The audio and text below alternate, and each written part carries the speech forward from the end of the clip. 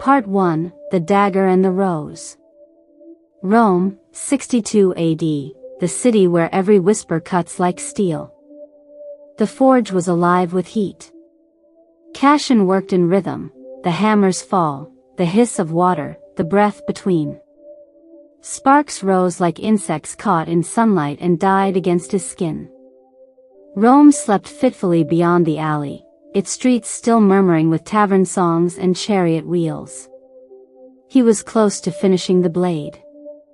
A commission sealed in red wax, the crest of Senator Marcellus pressed deep into the letter. For a lady, the courier had said, eyes lowered, voice careful. Payment had come in advance, in gold heavy enough to buy silence. The door creaked open. A figure entered, soft steps on stone. Cassian turned only when he felt the cooler air touch his back. She wasn't the senator's servant. The woman who stood there could have stepped from the mosaics of the forum, linen cloak dusted with moonlight, bronze pins in her dark hair, posture too proud for the Sabura. I was told the blacksmith worked by night, she said. I was told ladies of the Senate don't wander Rome after sunset, Cassian replied. Her mouth curved, amused. Then we are both rare creatures. She came closer, studying the half-finished dagger laid across the anvil. The metal still glowed faintly, veins of fire running through its surface. It's beautiful, she said. It's dangerous, he answered. Her gaze flicked to his hands, scarred, steady, marked by heat and labor. Aren't all beautiful things? For a moment neither moved. The forge filled the silence, breathing for them. They spoke little after that. Cassian quenched the blade, the hiss filling the small room. When he looked up, she was closer again, watching the reflection of the fire dance in his eyes. I'm Livia, she said. My father told you who to thank. He inclined his head slightly. I forge steel, not gratitude.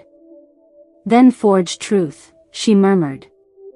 Can you do that, blacksmith? Truth breaks before it bends. She smiled. Something fragile, almost sad, and reached out. Her fingertip brushed the dagger's cooling edge. Steam rose between them. My father will present this tomorrow, she said. He says a woman's beauty is her weapon. I'd rather hold something sharper. Cassian studied her, unsure whether she was defying him or the world. Steel cuts both ways. I'll remember that. When she left, the forge felt emptier than before. On the workbench, he found a single white petal clinging to a drop of condensation.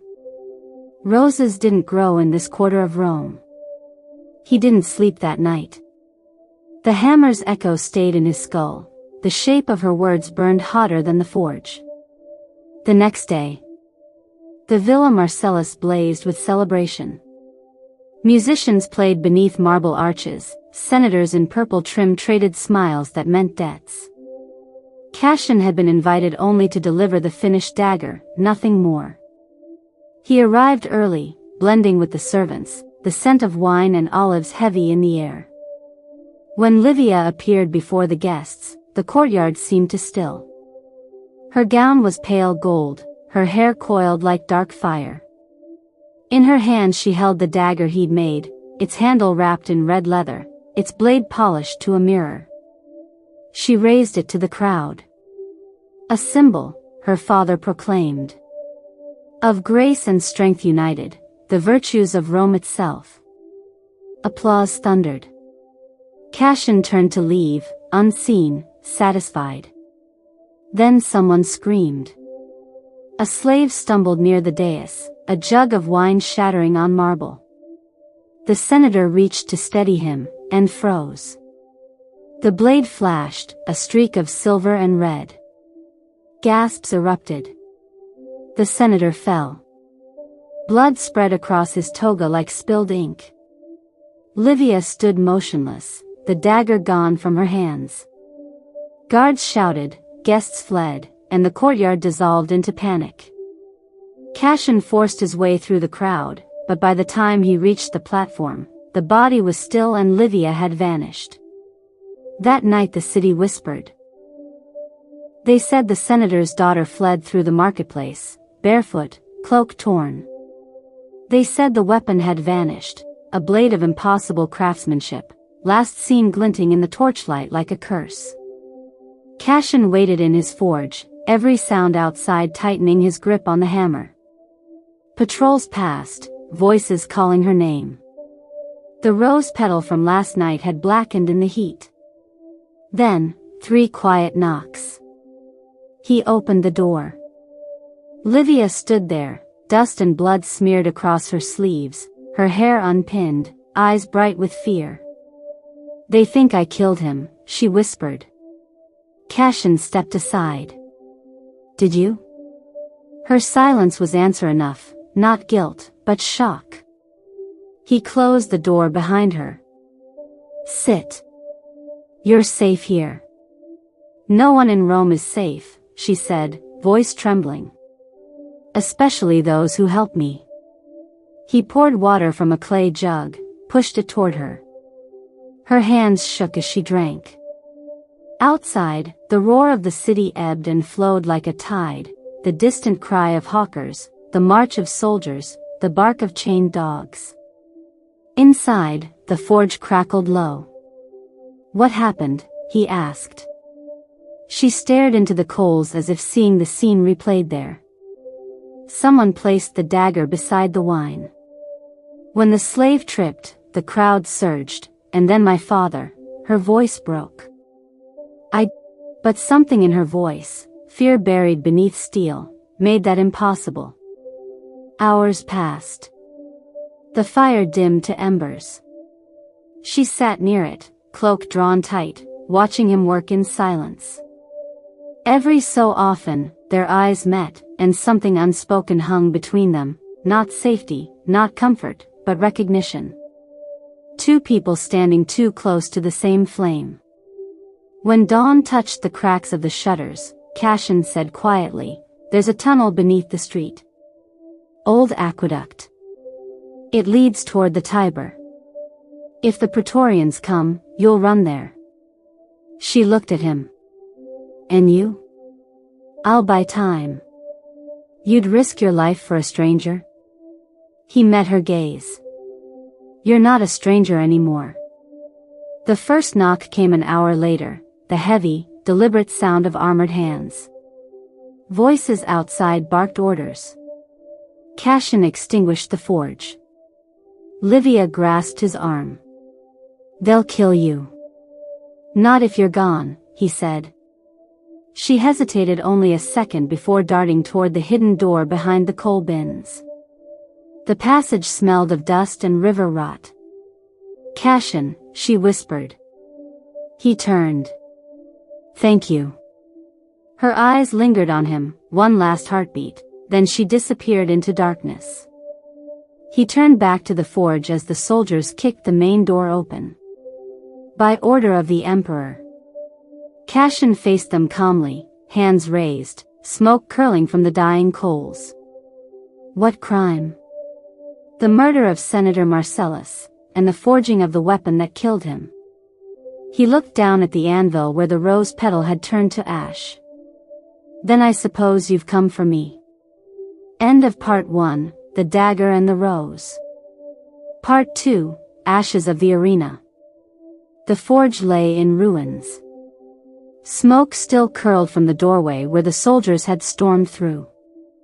Cassian's tools were scattered, his hammer half buried in ash. He'd been questioned for hours in the barracks, about the blade, the girl, and who had paid him. He told them nothing.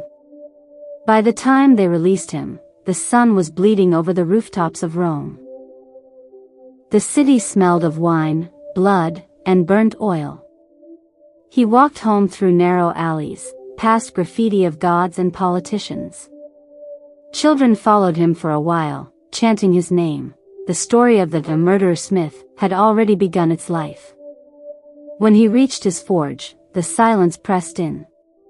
Only a small bundle lay on the table, a linen cloth tied with bronze thread. Inside, he found a rose petal and a small bronze coin marked with the crest of the Ludus Maximus, the great gladiator school near the Colosseum. A message. She was alive. Cassian waited until dusk before moving through the city again. The roar of the arena carried on the wind, the crowd, the drums, the sound of iron on flesh.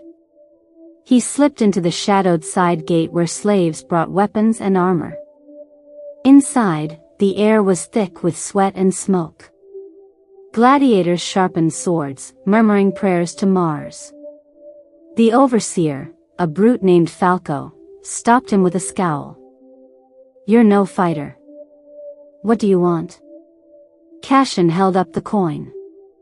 "I was summoned." Falco squinted, then grunted. "Down the corridor. Don't touch anything that bleeds." Cassian followed the noise until he reached a small cell lit by a single torch. Livia was there. Her cloak was gone, replaced by a simple tunic. Her hair hung loose, her face streaked with soot. But her eyes, still sharp, still dangerous. "You shouldn't have come," she said. "You left me your map," he replied. "You knew I would." She smiled faintly. "Then I was right to trust you." He stepped closer. "What is this place?" "Refuge," she said. "For those Rome forgets, thieves, slaves, fighters. The man who runs this school owes my family a debt. For now, it's the only place I can breathe." Cassian glanced toward the cell door. "You can't stay hidden forever. They've branded me as your accomplice." "Then we're bound by the same lie," she said quietly. For a moment, the noise of the arena above them drowned out everything else. The roar of the crowd, the clash of steel. Then came the cry of a dying man, long and low. Livia flinched. He said softly, "You've never heard it so close, have you?" "No," she whispered. "In the villa, death was a word. Here it has a voice." A horn sounded overhead, the match was ending. Falco shouted orders down the corridor, and the gladiators filed past like ghosts of another world. One of them, a tall Gaul with scars across his chest, stopped and looked at Cassian. "You're the smith." Cassian nodded. "You forged the senator's blade?" He hesitated. "Yes." The Gaul smiled, not kindly. "Then you forged death well. The emperor himself asked to see a weapon like that." Cassian frowned. "The emperor?" "Everything that bleeds in Rome bleeds for him," the Gaul said, then disappeared into the torchlight. When the sounds faded, Livia stepped closer. "Cassian, my father wasn't just a senator. He was part of the inner circle, the ones who meet behind the Senate's doors. He knew something. He kept records, names, payments, alliances. If someone killed him, it was to bury that knowledge." "Do you have proof?" She opened her hand. A small wax tablet lay there, its surface marked with faint scratches. "Half of it burned in the fire," she said. "But there's one name left, Lucius Vero." Cassian froze. "Vero commands the Praetorian Guard." "Yes. And he was the one who signed the order for your arrest." The truth settled between them like ash. Voices echoed in the corridor, Falco shouting, "Boots on stone." Livia's eyes widened. "They're searching the lower cells." Cassian grabbed her wrist. "This way." They slipped through the back passage toward the training pits. Above, through the iron grates, they could see the moonlit sand of the arena, crimson where blood had soaked it. Livia's breath quickened. There's no way out. There's always a way, Cassian said. He pulled loose a panel in the wall, revealing a ladder leading upward. Where does it lead? Into the stables. If we reach the roof, we can cross to the aqueduct. She hesitated. And if we're seen? Then we fight. They climbed. The ladder groaned under their weight. When they reached the top, the stench of beasts and hay filled the air. Cassian moved first, checking the shadows. Outside, the city stretched like an ocean of light and smoke. The moon hung low over the Colosseum, pale as bone. They crossed the roof, feet silent on tile. Far below, a patrol torch passed. Cassian stopped, hands steadying her. For a moment, they stood together, breathing the same air, the same fear. Rome feels different up here, Livia whispered. Beautiful, even when it's burning. He glanced at her. Everything's beautiful when you can't touch it. She looked at him then, long enough for something unspoken to flicker between them. Then the sound of shouts broke it apart. Go, he hissed. They ran, leaping across the narrow gap to the aqueduct's edge. Tiles shattered behind them. Livia stumbled. Cassian caught her arm. The torchlight grew brighter. They've seen us. He didn't think. He pulled her forward and jumped. The fall was short but brutal. They hit the lower level of the aqueduct, rolling through moss and water. Soldiers shouted above, arrows clattering against stone. Keep moving. Cassian grabbed her hand, dragging her through the spray. The water was freezing, the current strong, but it carried them away from the noise, toward the city's outskirts. By the time they crawled out near the river, dawn was rising. They collapsed beneath an arch, gasping, soaked, half laughing at their own survival. Livia looked at him, hair plastered to her face, eyes fierce even through exhaustion. You could have left me, she said. I tried, he said. Didn't work. She smiled, small, tired, real. Then maybe the gods haven't decided our punishment yet. He stared at her, the sun climbing behind her shoulder. Or our purpose. From the bridge above, the city began to stir, merchants opening stalls, slaves fetching water, priests greeting the light. Rome continued, uncaring. But in the shadow beneath the arch, two fugitives caught their breath, the fire of 1,000 dangers between them. Somewhere deep in the city, the ashes of the arena still smoked, and the name Lucius Varro waited, like a blade not yet drawn. End of Part 2, Ashes of the Arena.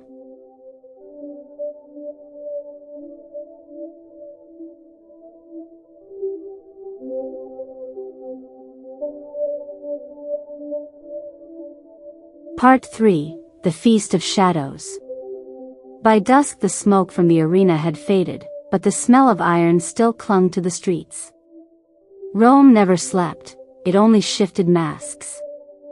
Lanterns bloomed like small suns along the marble avenues leading to the Palatine Hill, where the emperor prepared his midsummer feast. From the archway beneath the aqueduct, Cassian watched the city change its face. He had cleaned the soot from his arms and borrowed a cloak from a dead guard they'd found by the riverbank. Livia, wrapped in a hooded shawl, looked nothing like the senator's daughter, only her posture betrayed her. They'll be watching the gates, he murmured. They'll be watching for a lady in gold, not a servant in dust. Her tone was calm, but her eyes flicked constantly between the alleys. The name Lucius Varro hung between them like a hidden wound. He commanded the Praetorian Guard, the city's iron spine. If he had ordered her father's death, the only place to find proof was inside Nero's palace itself. The city swallowed them as they moved uphill, blending with the crowd of entertainers, cooks, and slaves carrying amphorae of wine. The closer they came, the louder the music, flutes, drums, the soft chant of girls scattering petals along the marble steps. At the gate a steward waved them through without a glance. The disguise held. Inside, the air shimmered with perfume and torchlight. Gold leaf glimmered on every surface, statues of gods stared down from the walls, half amused, half disgusted. At the center of the hall rose a long table where senators reclined beside courtesans, laughter loud as thunder. Livia's hand brushed Cassian's sleeve. "Over there," she whispered. Across the hall stood Vero. He was younger than Cassian expected, broad-shouldered, his armor polished until it caught the firelight like a mirror. He laughed with Nero himself, a laugh that never reached his eyes. Cassian's jaw tightened. "How do we reach him?" "Not yet," she said. "We listen first." They drifted toward the musicians, pretending to tune an old lyre left on a bench. From there they could hear the senators' voices over the din. "The rebellion in Britannia," one man said. "Vero promised new troops within a week." "And the funds?" another asked. "Gone. The Senate treasury was emptied the day Marcellus died." Cassian felt Livia tense beside him. Her father's fortune had vanished along with his life. Vero lifted a goblet. "Rome does not need gold," he declared. "Rome needs loyalty." The crowd cheered. Nero clapped, delighted. "Then let loyalty be our feast." Dancers swept into the center of the hall, their bodies painted in silver dust. Flutes trilled, drums thundered. Amid the chaos, a masked figure approached Livia, a woman draped in crimson silk, face hidden behind a veil of pearls. "You shouldn't be here," the woman whispered. "The palace has eyes." Livia froze. "Who are you?" "An old friend of your father. He trusted me once." The woman pressed something into Livia's palm, a small scroll sealed with black wax. "Don't open it here. And don't trust anyone who stands too near the emperor." Before Cassian could speak, the woman vanished into the crowd like smoke. He looked down at Livia's hand. "Another secret?" "Another knife," she said softly. The feast grew wilder. Wine spilled, torches guttered, musicians changed to faster rhythms. Nero himself rose, crown askew, demanding spectacle. "Bring the champions of the arena," he cried. "Let us see blood dance with beauty." Cassian stiffened. If the arena fighters appeared, someone might recognize him. A door opened, the gladiators filed in. Among them was the scarred Gaul who had spoken to Cassian before. Their eyes met across the room.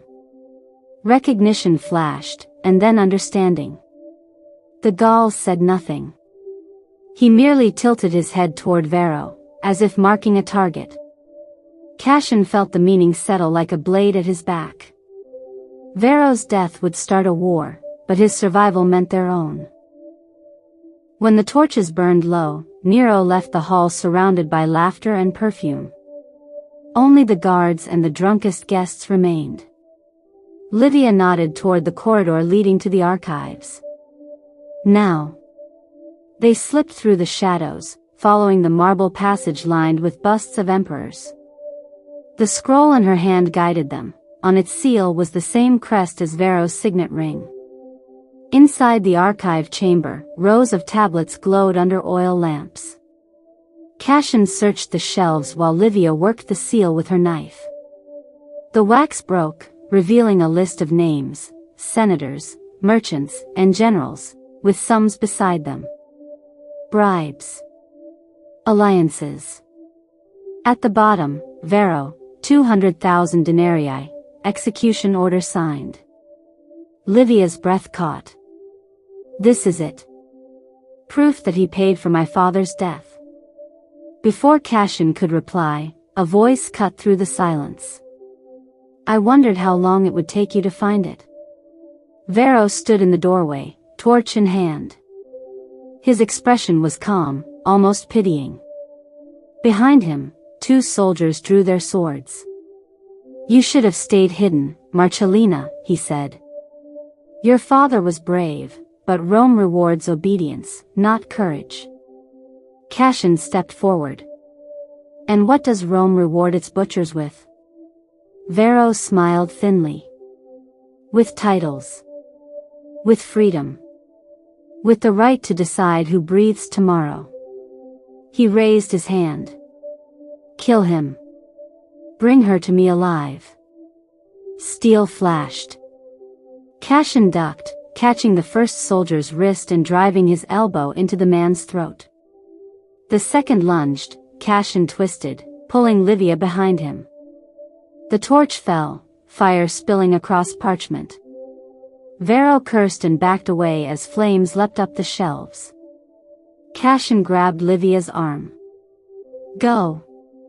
They ran through the smoke, the roar of burning records filling their ears. The guards shouted, blinded by fire.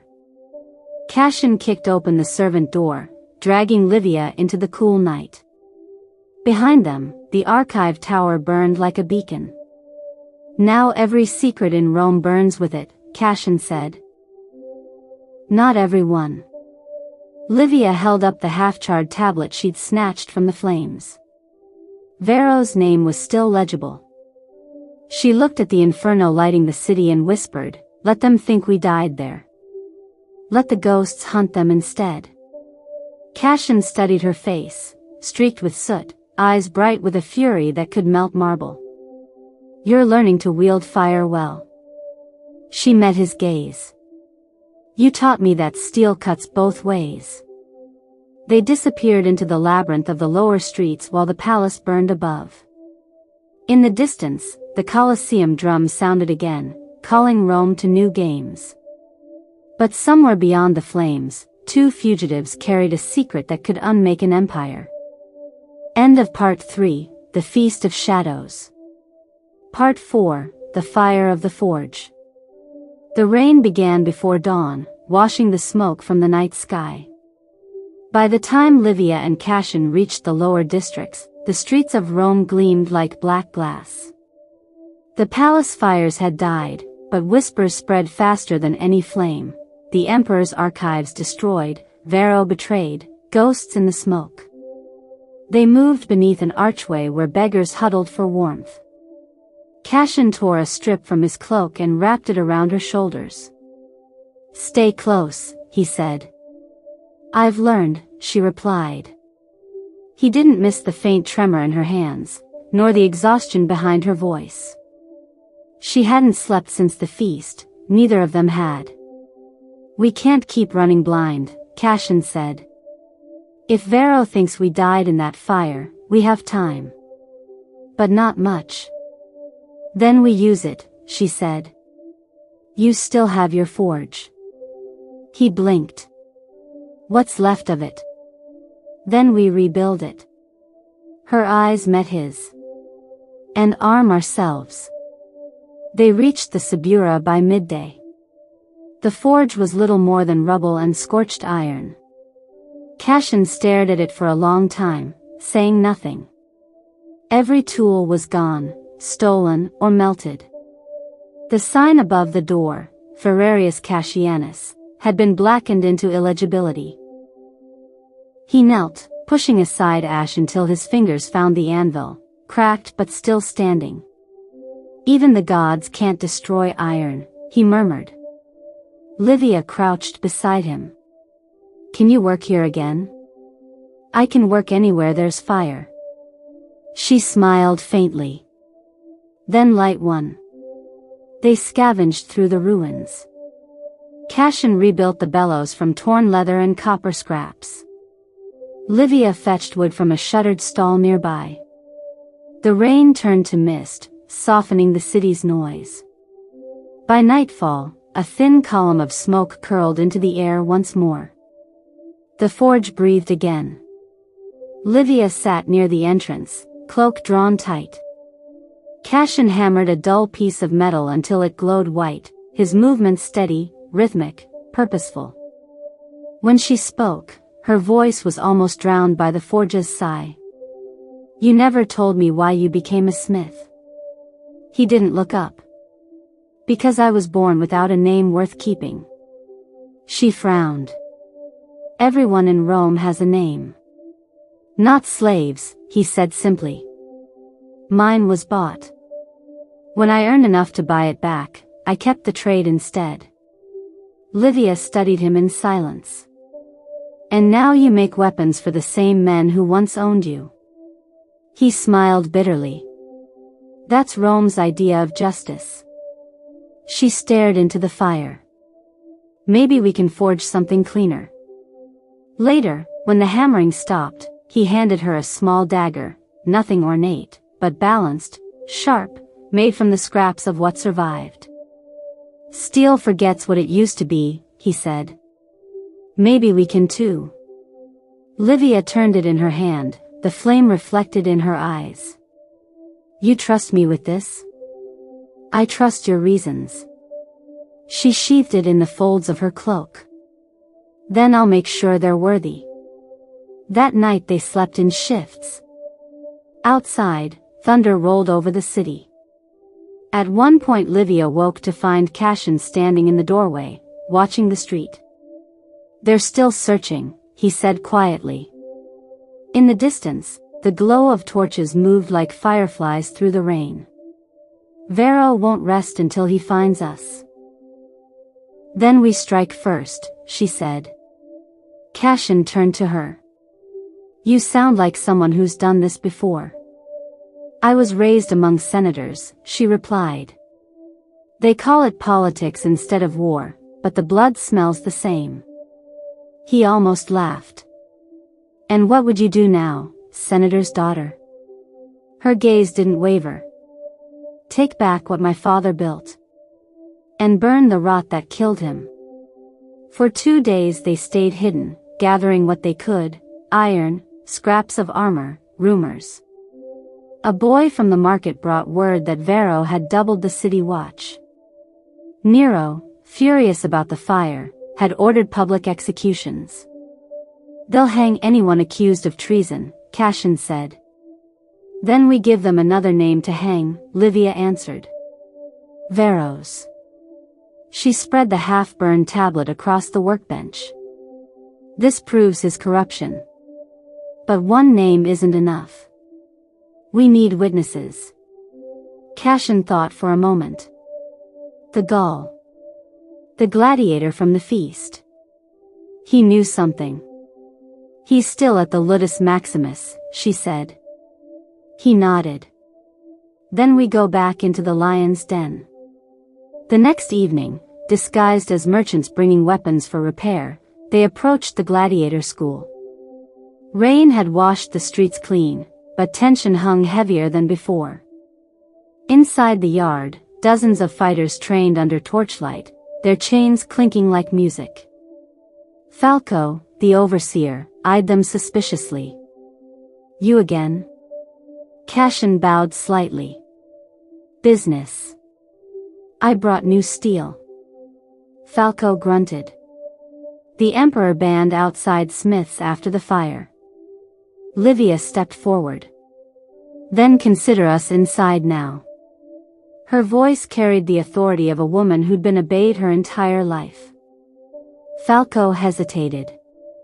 Then the Gaul appeared from the shadows, his scars silver in the light. "It's all right," he said. "I know them." Falco shrugged and left.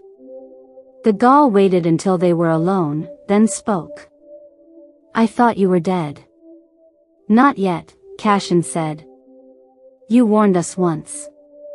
Now we need more."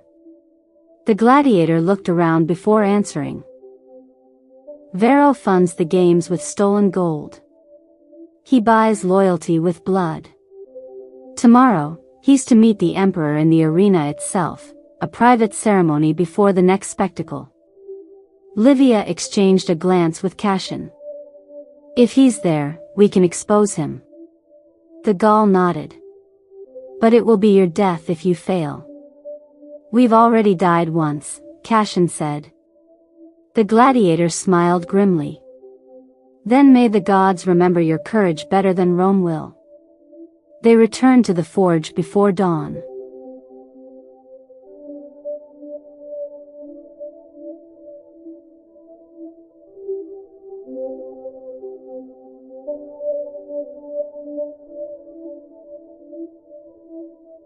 Part 5.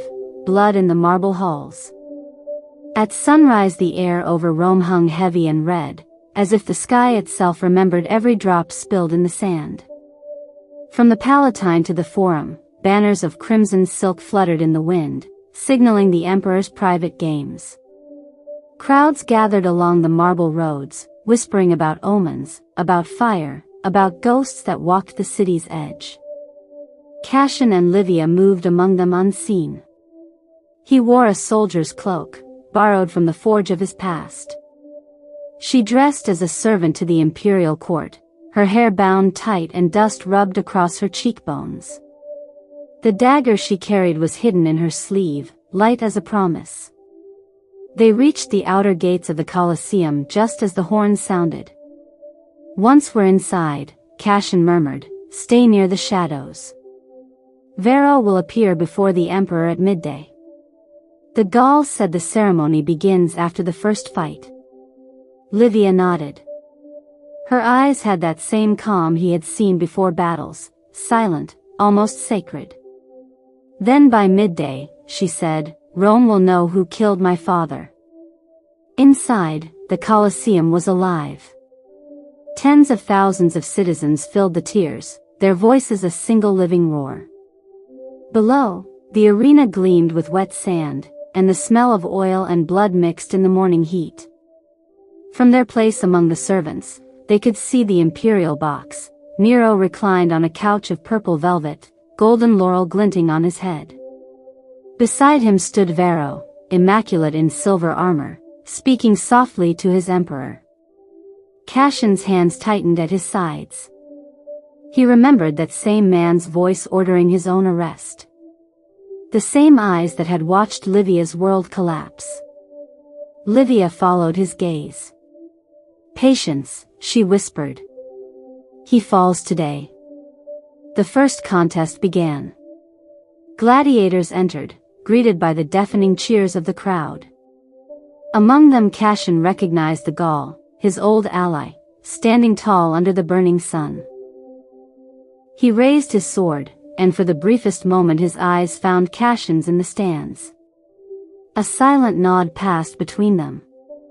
The horns sounded. The fight erupted.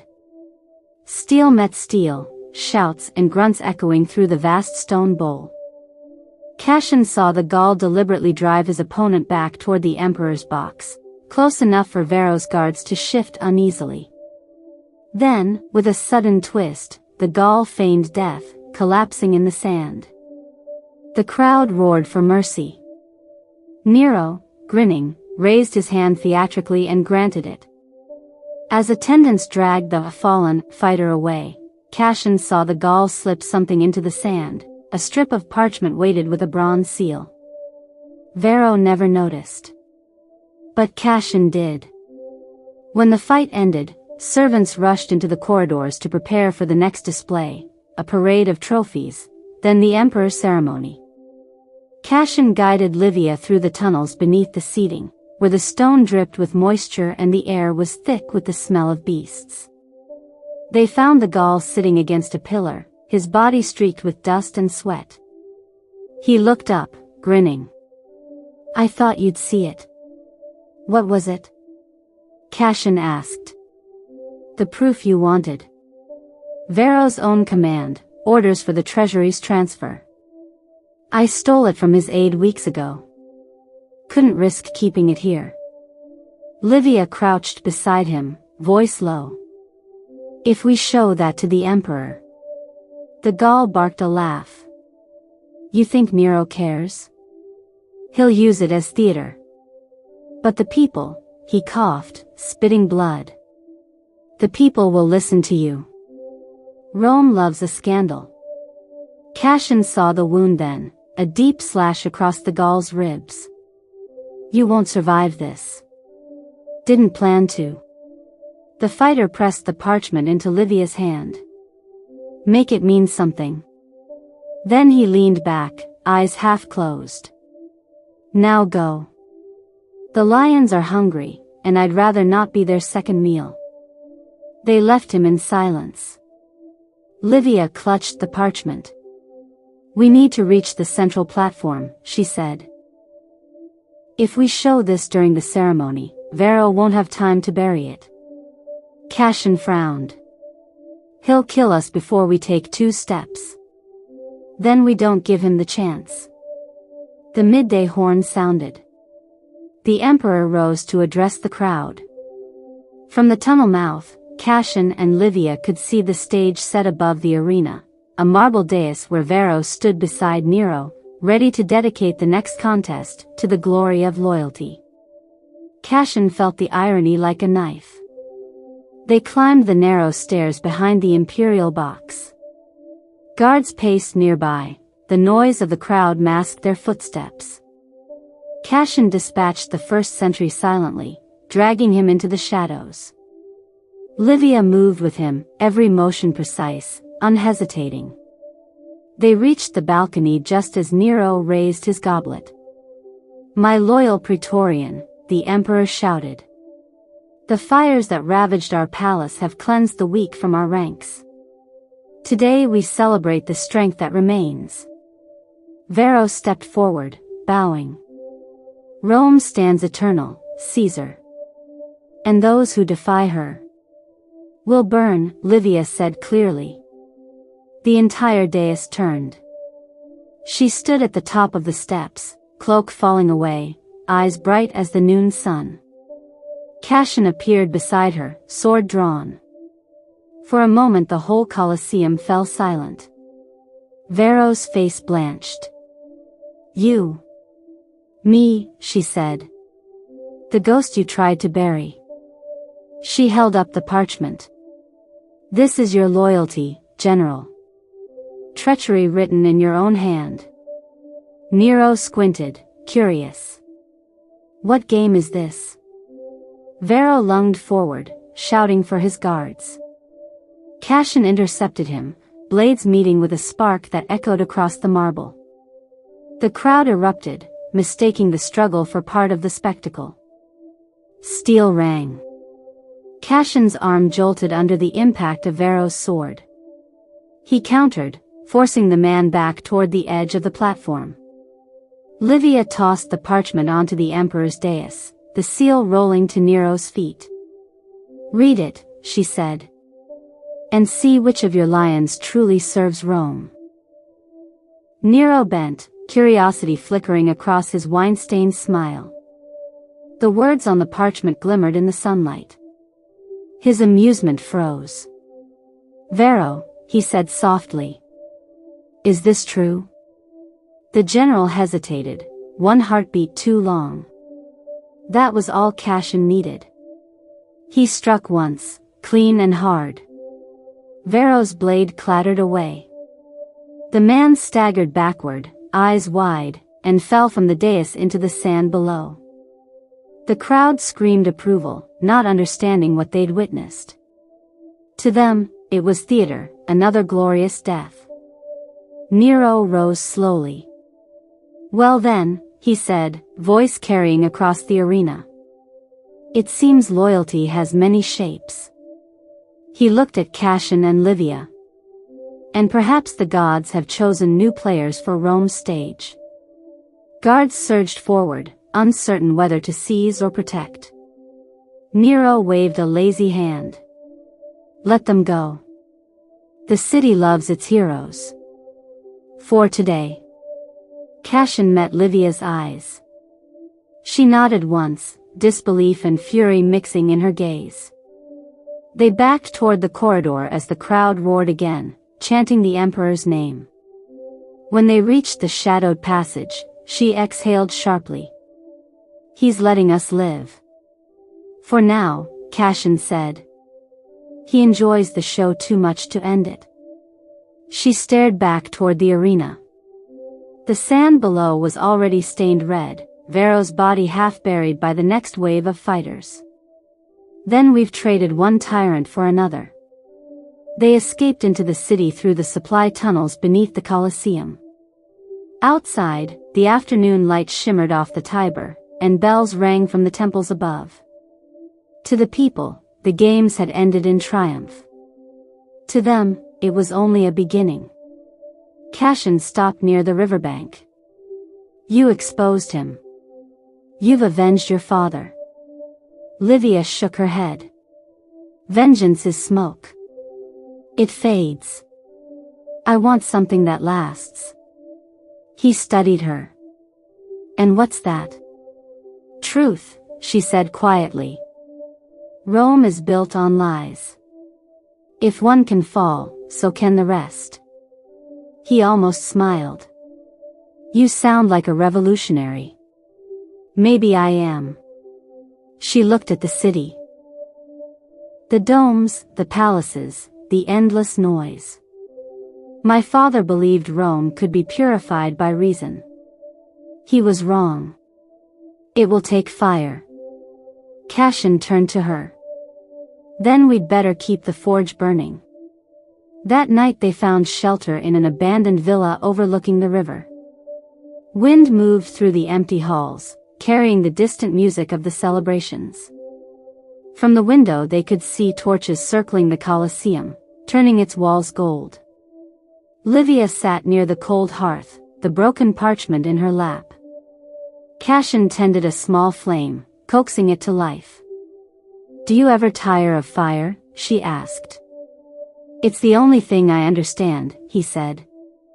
It destroys, it creates, it remembers nothing. Then teach me, she said.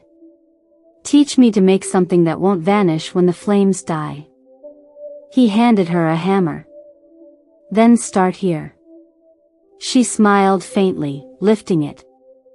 The glow of the fire caught her face, half light, half shadow, a reflection of the city itself. Outside, thunder rumbled again, distant but coming closer. The Empire cheered its new heroes that night. But beneath the marble halls, where ashes clung to the cracks, the real war had only just begun. End of Part 5, Blood in the Marble Halls. Part 6, The Velvet Noose. Morning crept across Rome like the slow draw of a blade. The Tiber glowed dull bronze beneath the first light, and smoke still curled from the Colosseum's upper arches.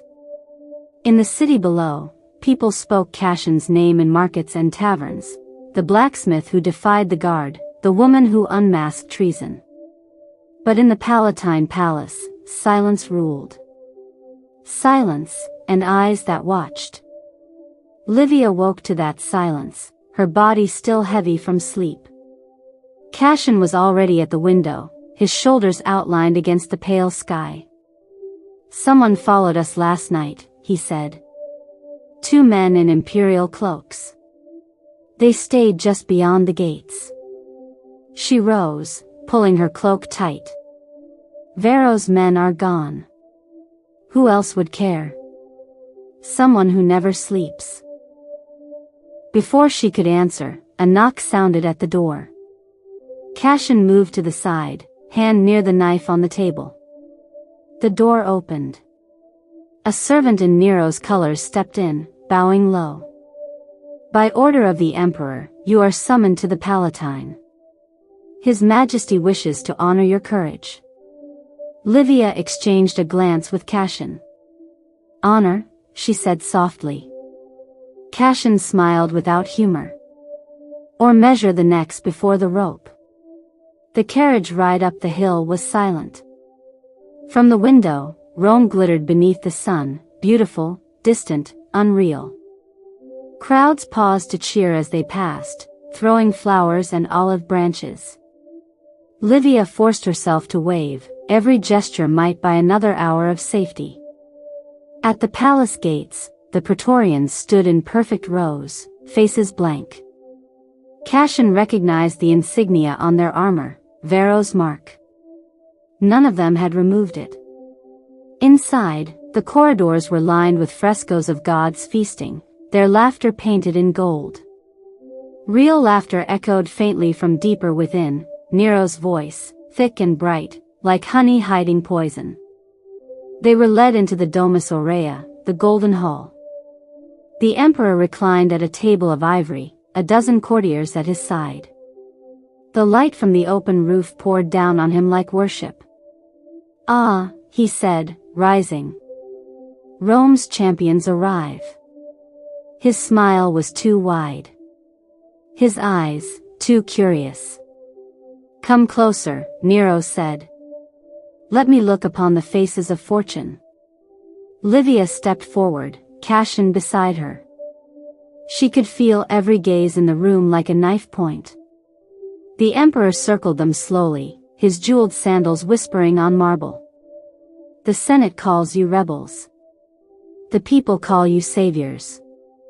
I call you entertainment." Cassian met his gaze. "Rome doesn't need more games." Nero chuckled. "Everything is a game, blacksmith. Even breathing." He turned to Livia. "And you, the senator's daughter who burned my archives.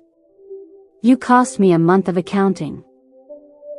"If your ledgers could burn," she said, "perhaps they were too fragile to rule." The court gasped. Nero's expression froze, then softened into a smile. "Ah, fire in the blood. I like that." He clapped his hands. "You will dine with me tonight. Both of you. Let Rome see its heroes embraced, not exiled." Cassian bowed stiffly. "And after the feast?" "After," Nero said, his smile sharpening, "we shall see who still hungers." That evening, the palace glittered. Musicians played in the courtyards, dancers spun like flames. Livia and Cassian were seated beside the emperor himself. The table overflowed with meat, fruit, and gold cups of spiced wine. "Tell me, Cassian," Nero said, tearing a figure. "What does it feel like to forge history?" Cassian kept his tone neutral. "Louder than iron, softer than truth." Nero laughed. "Good. You'll need such words when the Senate questions your loyalty." Livia froze. "The Senate?" "Of course," Nero said. "They think I protect you for love. I protect you for spectacle.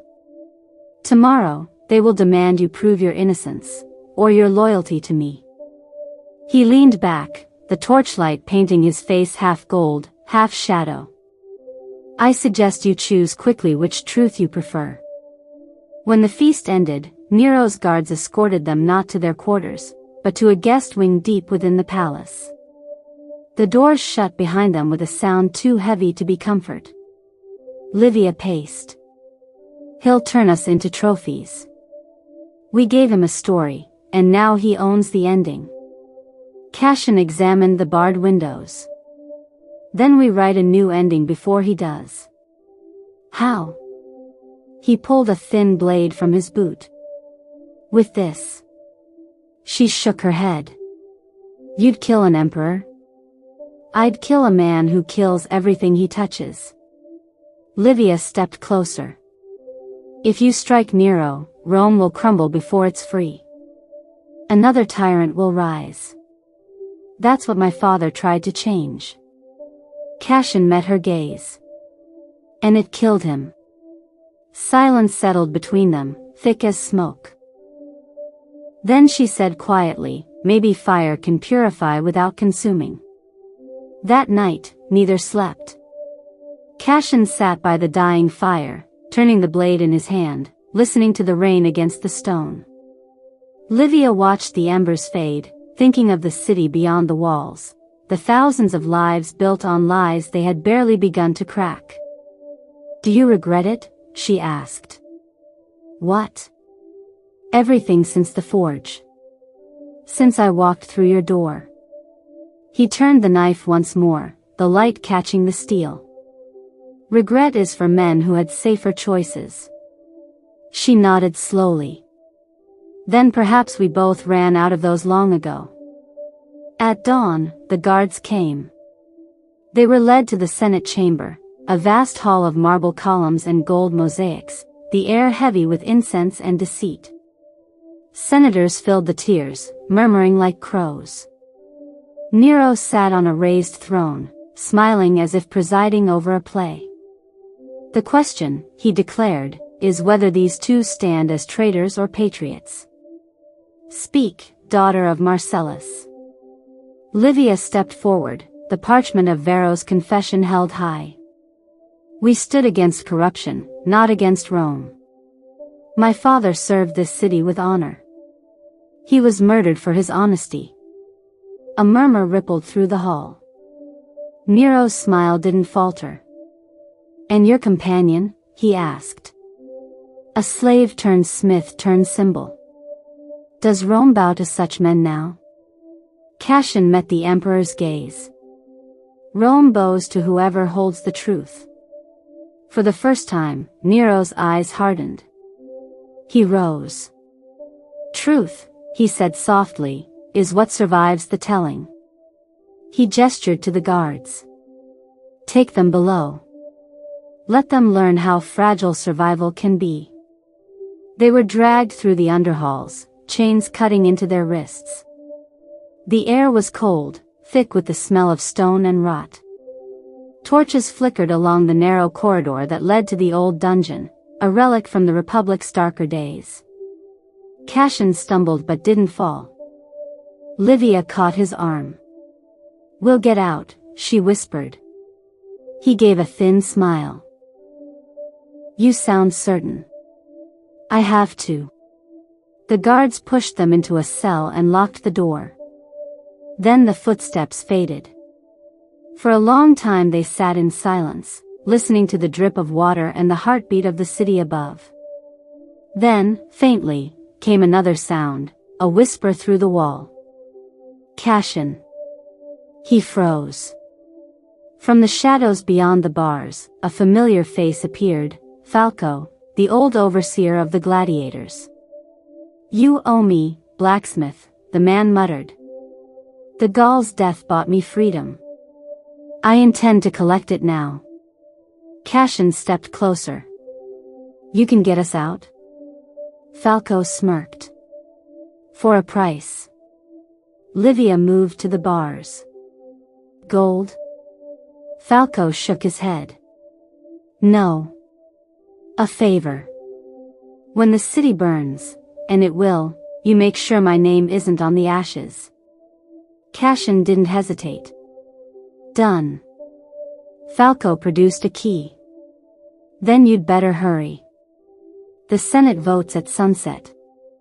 If Nero declares you guilty, your heads will hang before nightfall. The door creaked open. They followed Falco through the tunnels until the air grew warmer, the sound of the palace fading above. At the exit, Falco stopped. You'll find a cart waiting at the southern gate. The guards there answer to me. After that, you're ghosts again. Livia met his eyes. Why help us? He shrugged. Rome changes its gods every few years. Maybe it's time I backed a new one. Then he was gone. They stepped into the open, the late sun setting the sky aflame. The city looked calm from a distance, unaware of the storm gathering in its heart. Cassian looked toward the hill where Nero's palace blazed with evening light. He won't stop. No, Livia said. But now he's afraid. That's the beginning. She turned to him, her face half shadowed by dusk. We're no longer fugitives, Cassian. We're symbols. He gave a low laugh. Symbols bleed like anyone else. Then let's make sure the blood means something. They climbed into the waiting cart. Behind them, the city bells began to toll. Slow, deliberate, as if counting down to something neither of them could yet see. Above, in the palace, Nero watched the sunset from his balcony, a goblet of wine in hand. "Let them run," he said softly. "Every flame burns brightest before it dies."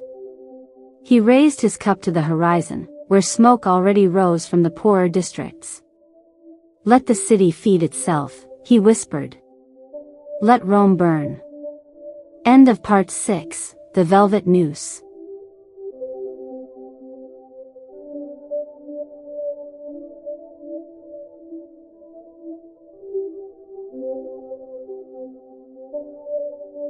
Part 7, Winter Breath, Warm Hands.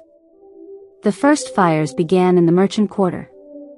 A single torch dropped in the dry season's wind, or a command whispered in Nero's name. No one knew, and by the time the rumor reached the hills, half the market was already gone. From the southern road, Cassian and Livia saw the smoke rising like a black tide. The sky was red even before sunset, the color of prophecy. "It's spreading too fast," Cassian said. "It's meant to," Livia answered. "He's burning the city to cleanse his sins." They stood in the cart Falco had given them, staring back at the inferno that devoured the city's heart. The wind carried the smell of ash, of oil, of history unraveling. "He'll blame us," Cassian said. "The rebels who defied Rome, they'll make us the spark that started it." Livia's eyes were wet but steady. "Then we'll become the spark that ends it." They left the cart near the outskirts and moved on foot. All night, the fire chased them through the narrow hills outside the city.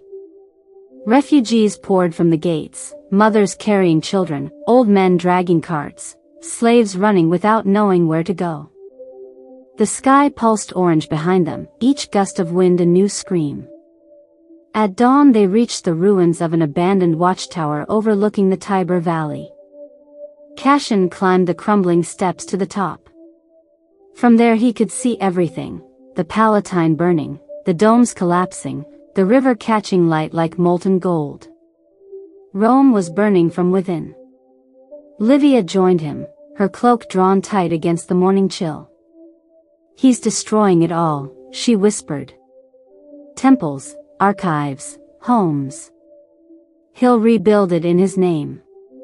Cassian turned toward her. "Then the old Rome dies tonight." She met his gaze. "And what rises from the ashes?" He looked back at the city. "Whatever survives." For 3 days they traveled north, following the old roads. The smoke followed them like a shadow. The fire had starved the sky. Even the sun looked pale behind the gray veil. They found shelter in the foothills near a deserted villa once belonging to Livia's family. Snow had begun to fall, thin and hesitant, winter coming early, as if the gods wished to cover the empire's shame. Inside the villa, the air smelled of dust and pine. The roof had collapsed in one corner, but the hearth still stood. Cassian gathered what wood he could. Soon, the faint crackle of flame filled the silence. Livia stood near the fire, her face soft in the light. "When I was a child, we came here every winter," she said. "My father said the air was cleaner here. Now it just smells of memory." Cassian laid another log on the fire. "Memories burn the same as wood." She smiled faintly. "You always speak like a man who's already lived twice." "Maybe I have," he said. "Once as a slave, once as a fool. And now?" He looked at her. "Now as something I don't yet understand." That night, the snow thickened. The wind howled through the broken shutters. Cassian sat repairing the strap of his blade while Livia traced the cracks in the old stone walls with her fingers. "We can't stay here long," she said. "If Nero's soldiers survive the fire, they'll head north too." "I know," Cassian said. "But you need rest." "So do you." He glanced at her. "I don't rest well." "Then sit closer to the fire," she said. Pretend for a moment the world isn't ending." He hesitated, then did as she said. The warmth settled between them. Outside, snow swirled like smoke. Inside, the silence was almost gentle. Livia held her hands out toward the flames. "Do you think Rome can ever be pure again?" "No," he said. "But maybe it can be honest." She nodded slowly. "Honesty. That's rarer than gold in our city. And more dangerous." When the fire dimmed, Cassian rose to check the doors. Livia watched him, her eyes tracing the weariness in his movements, the scars, the weight of survival. "Cassian," she said quietly. He turned. "You saved me more times than I can count. But you never asked why." He shrugged. "Didn't need to. Ask now." He studied her for a moment, then said, "Because somewhere in that first night, in the forge, I realized you weren't afraid of fire. Just of what it reveals." She didn't speak at first. Then she said, almost to the flames, "My father used to say the same. But I never learned to control it. Maybe it was never meant to be controlled." She looked up. "Then why do you keep walking into it?" Cassian smiled faintly. "Because I was born from it." Snow drifted through the broken roof, melting on the warm stones. For a while they said nothing. The silence between them wasn't empty, it was full, of unspoken things, of trust built on ashes. Livia reached toward the fire, her fingers brushing his as they added another log. The touch was brief, almost accidental, but it lingered in the air like a spark refusing to die. They stayed that way, side by side, until the last light faded from the snow outside. At dawn, Cassian woke to distant horns echoing across the valley. The sound carried through the thin air, sharp, rhythmic, military. "Riders," he said. Livia stirred, already on her feet. "Nero's men?" He listened again.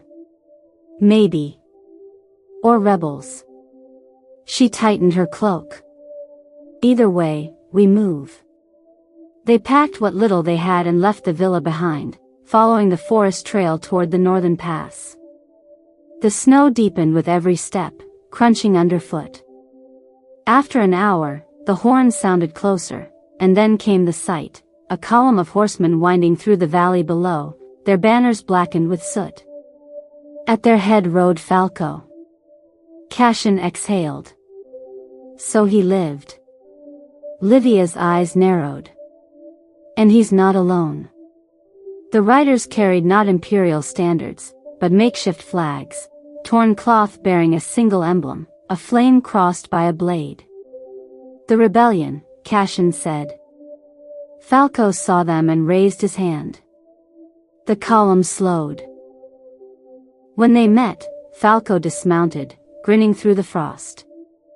"Well, look who escaped the Emperor's noose. Rome's ghosts." Livia stepped forward. "You're raising an army." "An army?" Falco laughed. "No. A funeral procession with ambition." Cassian frowned. "You think you can fight Nero?" Falco's grin faded. "Not fight. Survive him. The people are starving, the soldiers are tired. They need a symbol." He looked at Livia. "They need you." She stiffened. "I'm not a leader." "You don't have to be," Falco said. "You just have to stand where everyone can see you and remind them what burned the city in the first place." Livia glanced at Cassian. "And if I do?" Falco spread his arms. "Then maybe winter doesn't kill us all." They traveled with the rebels for 3 days, moving through frozen forests and ruined villages. The fires of Rome still glowed faintly in the southern sky. At night, the campfires flickered against the snow, and voices carried tales, of Nero's madness, of soldiers deserting, of citizens praying to new gods. Cassian kept to the edges of the camp, repairing weapons, listening. Livia spoke with the people, farmers, slaves, soldiers who'd thrown away their crests. Her calm voice held them together when fear tried to scatter them. On the third night, Falco approached Cassian.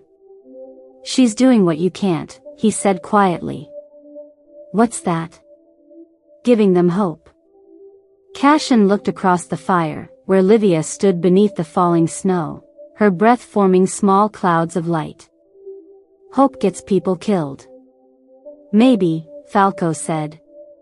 "But it also keeps them walking." By dawn the army was ready to move again. Livia came to Cassian's tent, her face pale with cold but her eyes bright. "Falco wants to march on the imperial granaries. If we take them, the city starves Nero's rule." Cassian buckled his cloak. "And if we fail? Then we starve first." He studied her. "You've changed. So have you." The snow outside had stopped falling. The sun broke weakly through the clouds, painting the world in gold and white. Cassian reached into his coat and drew out the dagger he'd forged for her weeks ago. "If this is the end," he said, "then it should be yours again." She took it, fingers brushing his. "The end," she said softly, "is only fire learning to breathe again." As they rode north, the wind carried the faint scent of smoke still drifting from the south. Rome burned, but something new, fragile, defiant, had begun to rise from its ashes. For the first time in many years, Cassian felt the cold without fear. Livia turned to him, her face half lit by the pale sun. "What happens if we win?" He thought for a moment. "Then we build a world that doesn't need men like me." She smiled. "Then you'll finally rest." "Maybe," he said. "When the fire does."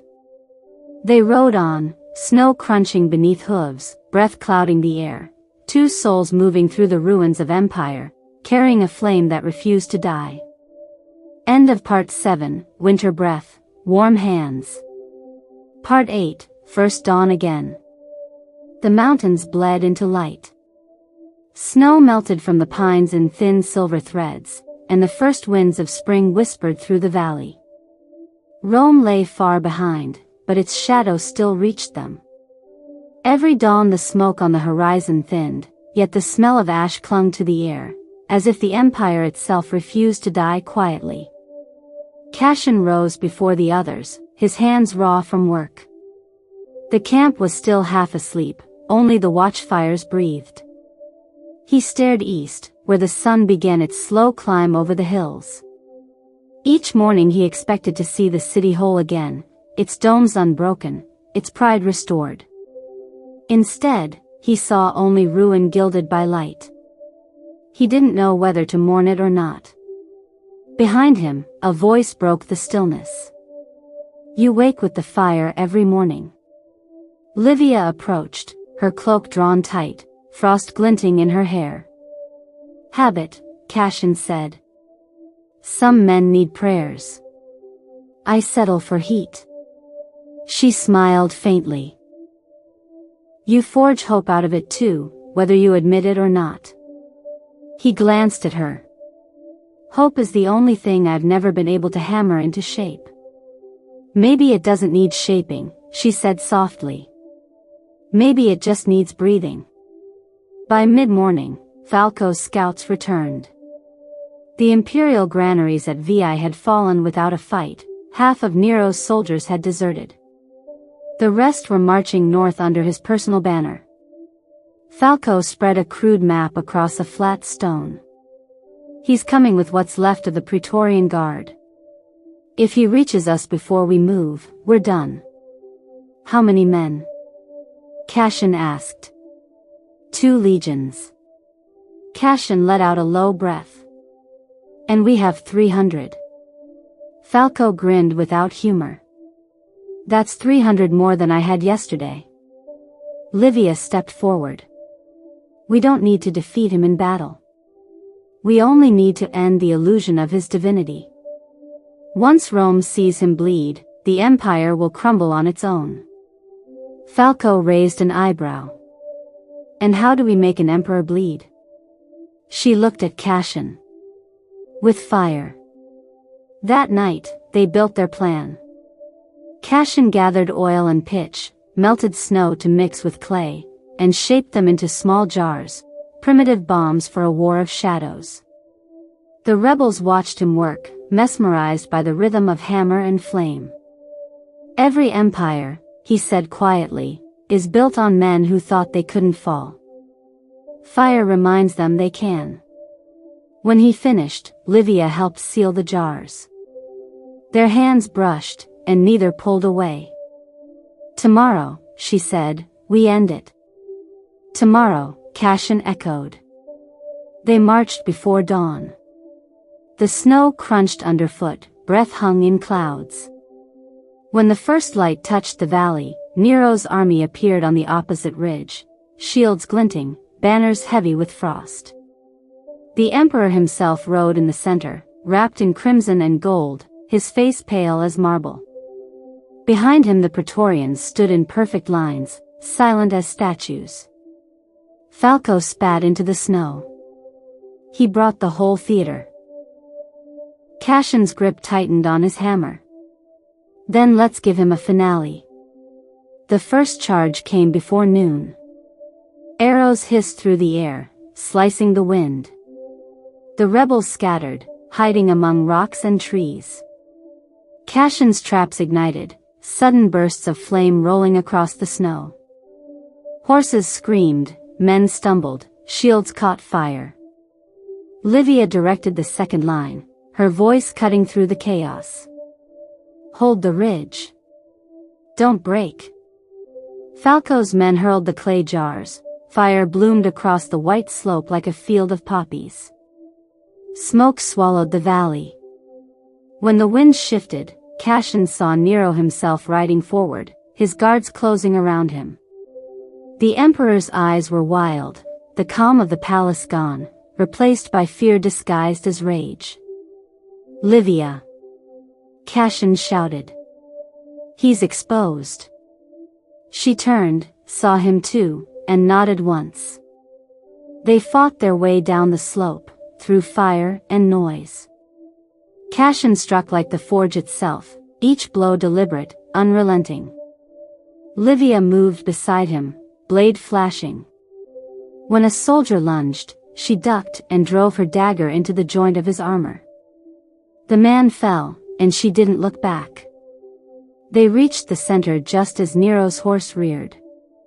The emperor tumbled onto the snow, scrambling backward. Cassian advanced, hammer in hand. Nero stared up, eyes wide. Do you think killing me will save Rome? No, Cassian said. But it will stop her from burning. The emperor's lips curled. You can't kill what's already ash. He raised a small dagger, but Livia's hand was faster. She knocked it aside and pressed her blade to his throat. This is for my father, she said. Nero froze. The air between them crackled like fire waiting for breath. Cassian watched her, the tremor in her arm, the weight of the choice. Then she lowered the blade. No, she whispered. Let Rome judge him. Falco's men closed in, binding the emperor's hands. By dusk, the battle was over. The rebels had lost many, but the Praetorians had scattered. Nero sat on a broken chariot, staring blankly at the smoke curling above the hills. Falco approached, his voice low. The Senate will call him mad. They'll erase his name and crown another tyrant. Livia shook her head. Then let them. The throne can burn for all I care.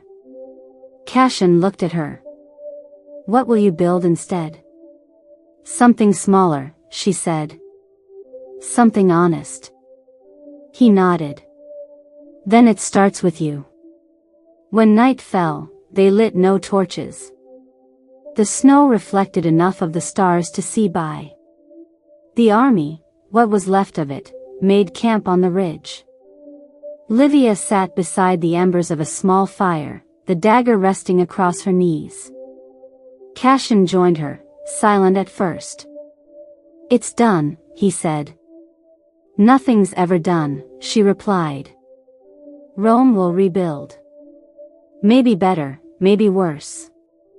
But without him." "Yes," she said softly. "Without him."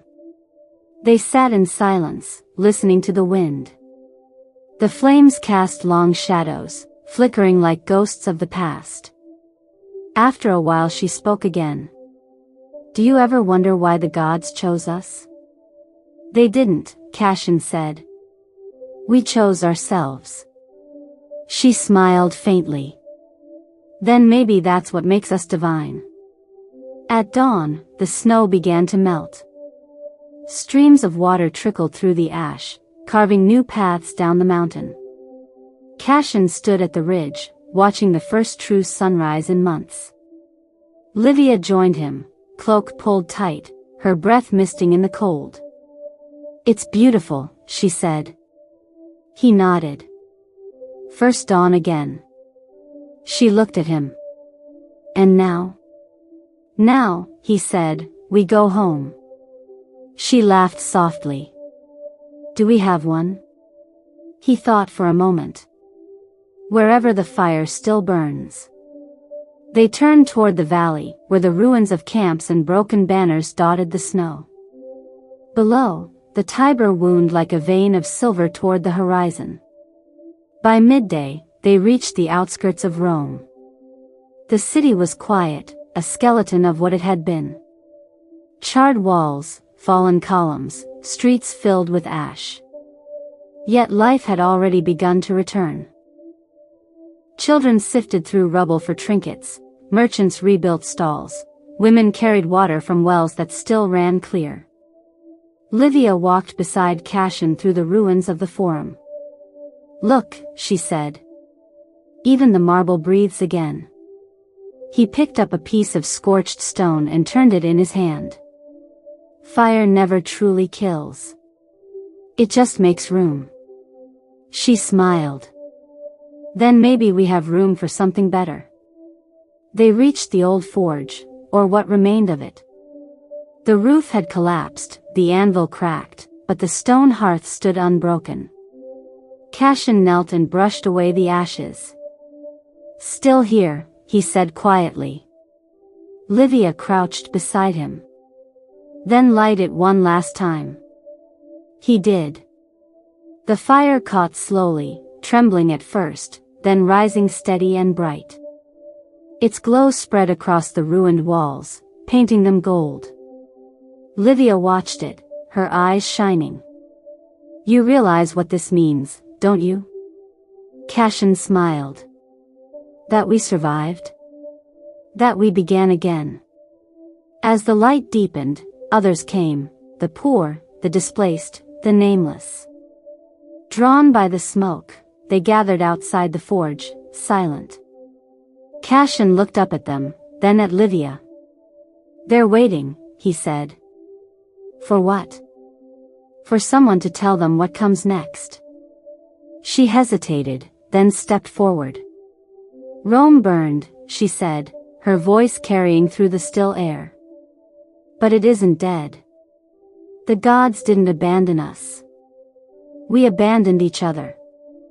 Let this fire remind us of who we are, not conquerors, not slaves, but people who refuse to be ash."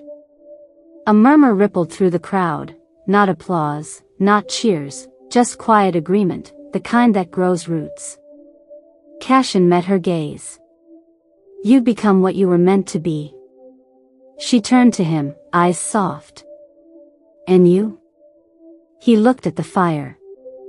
"The man who kept it alive." When night returned, they sat together by the forge. Outside, the city slept, its ruins glowing faintly under starlight. The river whispered in the distance, carrying the ashes of an empire to the sea. Livia leaned against him, her voice barely a breath. Do you think history will remember us? Cassian smiled. History remembers names.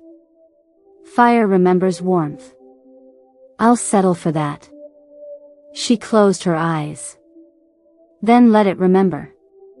The flames crackled, steady and calm, their light reaching up to touch the night. And when dawn came again, not red with fire, but gold with life, the city breathed, and the forge burned, and the world began anew. End of Part 8, First Dawn Again. In the ruins of the Empire, they found not victory, but renewal. In the silence after the storm, they found each other. And in the first dawn after darkness, Rome found its heart again.